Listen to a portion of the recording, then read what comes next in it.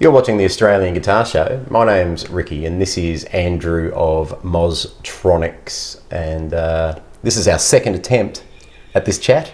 Indeed.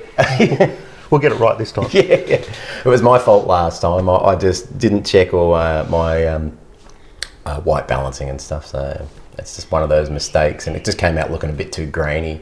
And as much as there was some great content there, I was like, oh man, I don't want it to look Lo-fi video with a hint of orange. Oh, it's kind of it. It looked like what could be better. It looked like it was straight out of like a excerpt of the Brady Bunch. Yeah, from video to video to video. Yeah, it was pretty bad. But hey, thanks for coming over, and I appreciate you making the trip over. And obviously we've got a few pedals here kind of going on, and orange is the colour man, and it's taken up most of my pedal board these days. Nice. So Mozztronics goes back to when? Well, a couple of years ago when I started making pedals. The guitar player in the band, which is now no longer, was over from America. He wasn't expecting to play, so all he brought with him was his Les Paul. So he had a little Marshall combo transistor amp, which were actually quite nice. But yeah, so came up that I did electronics, and he said, "Oh, can you build me? I need a high gain pedal." So I built the tube driver for him. Oh yeah, this one here. And he loved it. Hopefully people can see that if I hold that there for a nanosecond. And it focuses.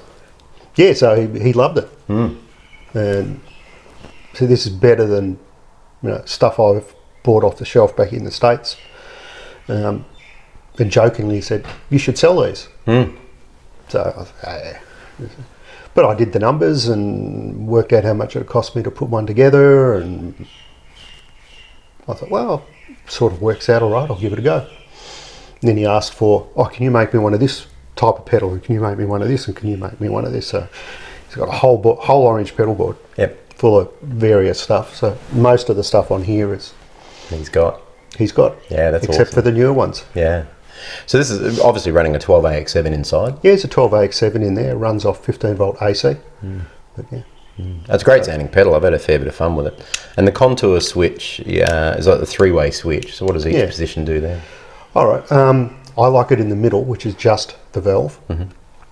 But it's easy to add a switch, and one position is diode clipping ahead of the valve, and the other is LED clipping ahead of the valve, because they sound a bit different, and some people will like one position, other people will like another. So no two people will like a drive pedal exactly the same. What works for one doesn't work for someone else. No, that's right. So it's easy to add, so I'll add it in. Because you add in a bunch of fingers and different pickups and tones and strings and everything, all just kind of becomes a different thing. Oh, even two people playing the exact same rig will sound different. You're going to have someone playing Malcolm Young's rig, and they would not sound like Malcolm. Malcolm Young's his Asian counterpart. Yeah, just in case you were wondering. Yeah. He's obviously got a pedal board loaded with orange pedals, and he's not the only one to have that. Nor am I. You've got Tim Rogers.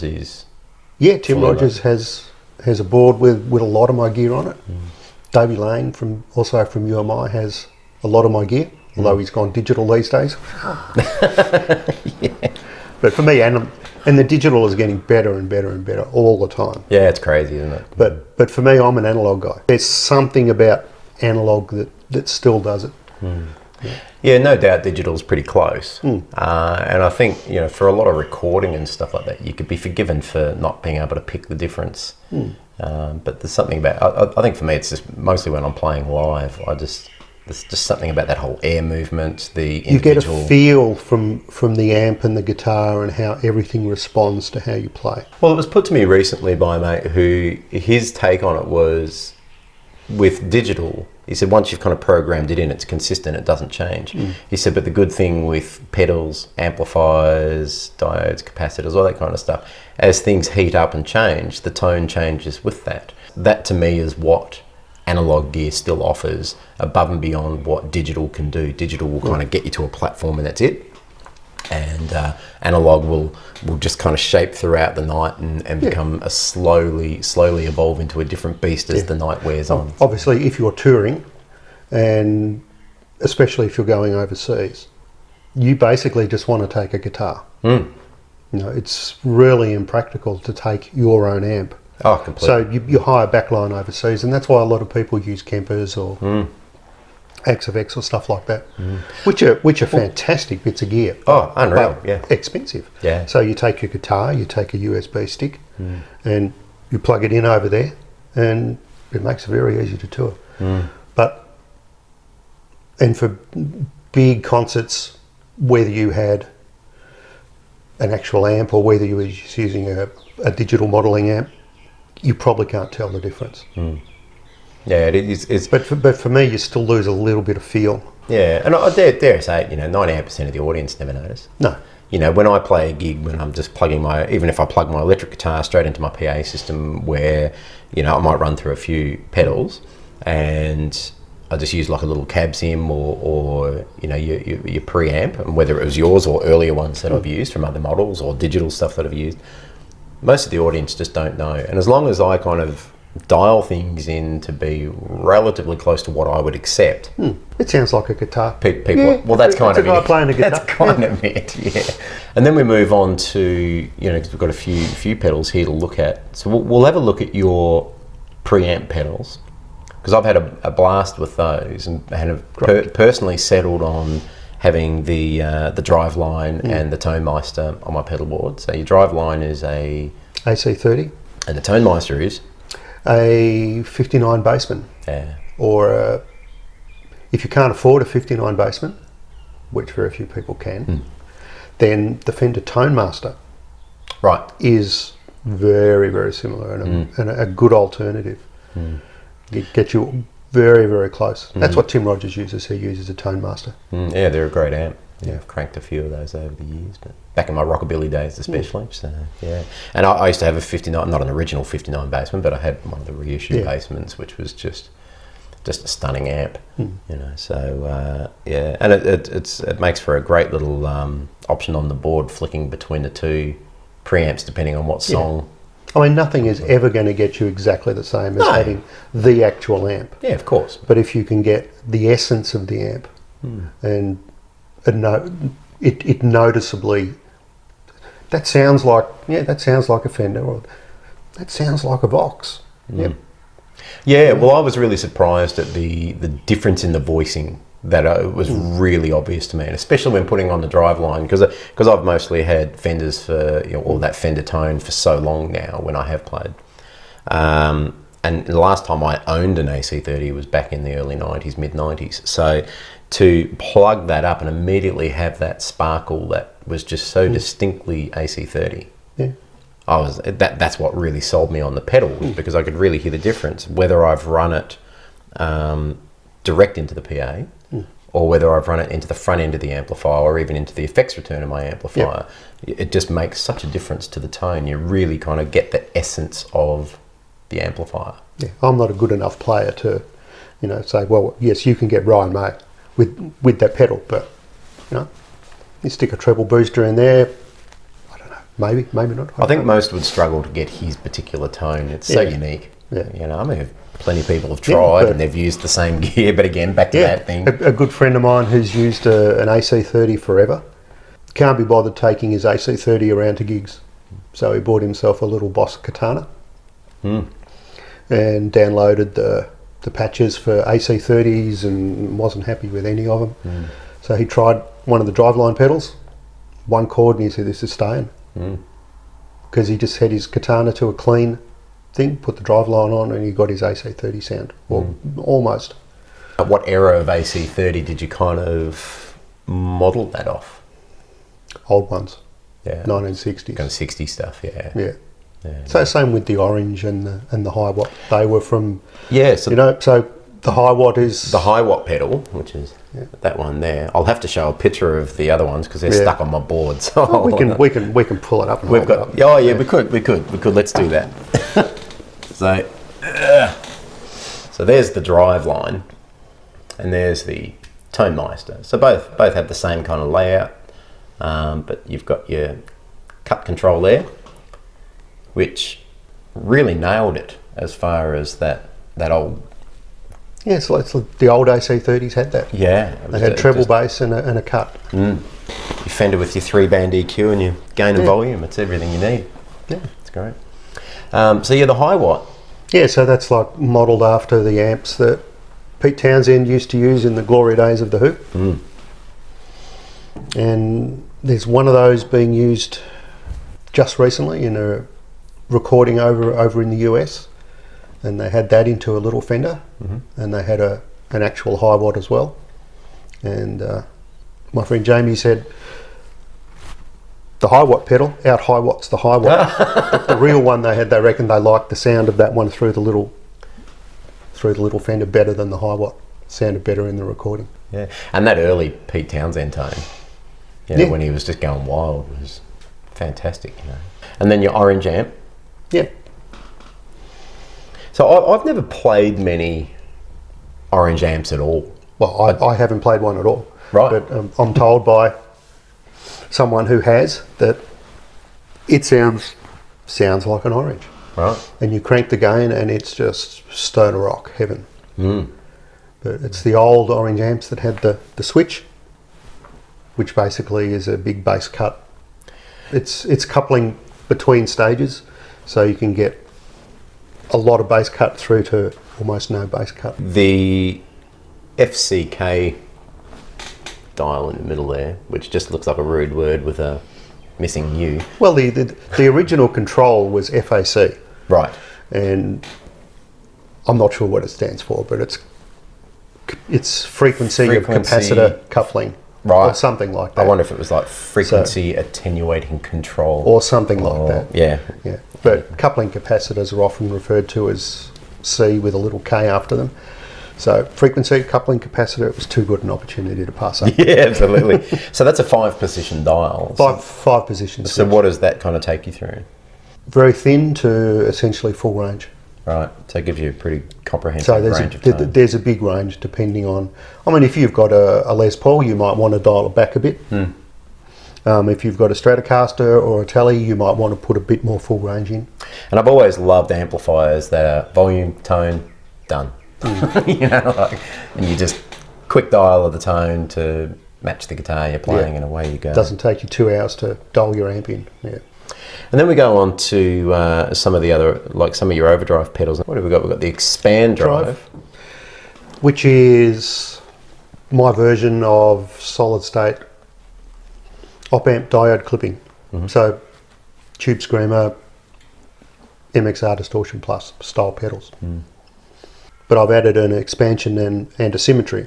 So some of the variations in the Boss pedals, for example, they're almost the same, except they'll have more diodes in one direction than the other. So asymmetrical clipping, and that's essentially the only difference in the pedal. A lot of people mod their pedals like that.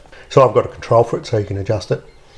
And the expansion, which came across as an accident when I was prototyping, but I really liked how it sounded, so I've kept it and made it adjustable. Turn them fully clockwise, you basically have tight compressed Tube Screamer type sound. It was great wound right to the, full on. Yeah. I just loved it. Yeah, I really like it the other way, where you wind the symmetry up and you wind the expansion up, and you can hear that if you're playing while someone adjusts the controls, you can hear the sound go from tight and compressed to just go it just opens big and open, while still retaining most of the dirt. And I think most of the demo I did of it, I just wound it right up. Like I wound it back purely to show people what it did, and then I just wound it straight back up. I really like it wound all the way anti-clockwise, which is sort of opposite. It's an error on the board I've never corrected. You like to go that way, do you? I like to go that way. Right, yeah. So whereas I... Really big and open and a bit of drive, not too much, and you get really nice Malcolm Young sounds. So I probably got a bit excited about just winding everything up. Just to see you've got to crank the gain. Yeah, I just wanted to see how far everything would go, So that was a great little pedal to play with. And your Baconizer, it's sort of a one-trick pony. While there's a big range of gain, I like it with gain cranked and the switch in the high gain position. And you switch between, even with gain cranked, if you switch it to the lower gain, you still get a nice meaty drive, but you put it to the high gain and the drive just goes a bit more and you get all that nasty squeaks and it just adds girth and grit. I found that it made me battle a little bit for my playing, like for my notes. And you know, because of those little noises and stuff like that, I became really kind of aware of my nuances as a player, and whether I was trying to tighten my playing up or whether I just let it go wild. And Yeah, you can just hear like a sizzle in the notes. that was a really good little pedal. And it, you know, bacon. Bacon, everything's better with bacon. Everything bacon, so you can complain about that. Your JFET drive. What's this kind of based on? Well, none of my pedals are really based on existing products. Because anyone can make a Tube Screamer, Yeah, of course. clone or any of that, and I'm not interested in doing that. Well, then I should ask, what's the vibe? That originally started off when I made a harmonica preamp for a harp player.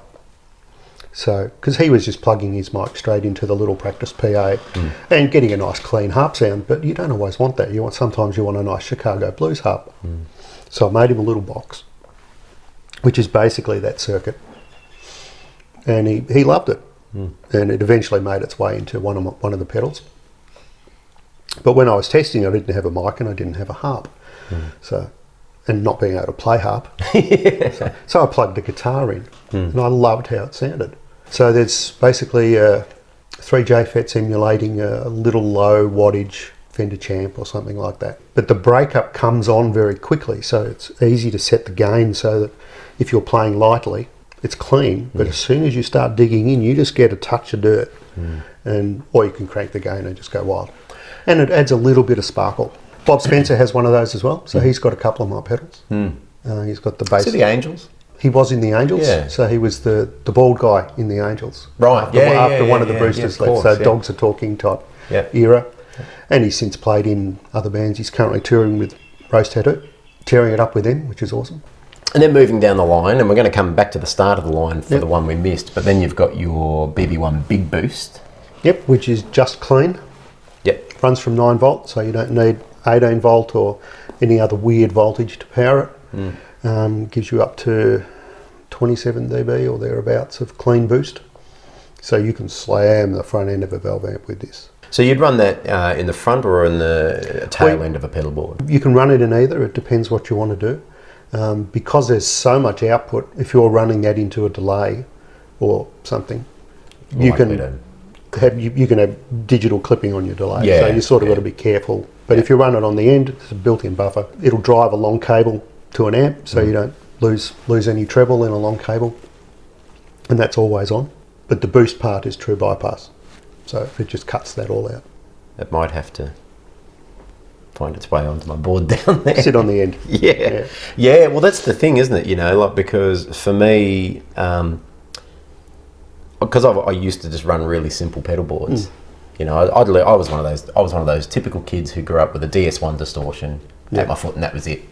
You know, and I just cranked everything, and that was how I played back in the day. And I thought that was metal and rock and roll, and that's all it took. And to a point, it kind of is. But now that I've, I would call it a little bit more tuned in, a little bit more cultured with my playing. You know, Culture's a good word. Seeing the things with the diversity of what each pedal brings. But yes, getting that right amount of boost and the right place to put it on the board is something that I've never really had to deal with. Predominantly being a solo player has meant that I'm only competing with myself most of the time. Yep. So to have something like that for when I'm playing with a band and to know where to put it is a bit of a bonus, because even at 45, I'm still being continuously educated on different ways of doing things. Well, it depends what you want the boost to do.